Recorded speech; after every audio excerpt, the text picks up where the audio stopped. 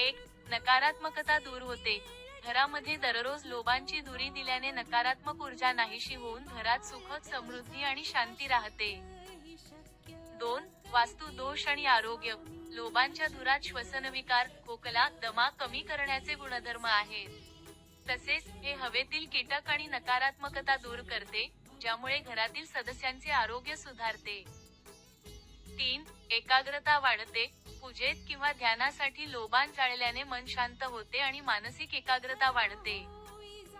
आणि 4. आध्यात्मिक महत्त्व. लोबानला धूप, फ्रँकिन्सेन्स मानले जाते, जे हवा शुद्ध करण्यासाठी आणि पवित्र वातावरण निर्माण करण्यासाठी वापरले जाते. लोबान कसे वापरावे? कोळशाच्या किंवा गोवरीच्या विस्तवावर लोबानचे खडे टाकून धुरी दिली जाते. हे दररोज संध्याकाळी वापरणे अत्यंत शुभ मानले जाते.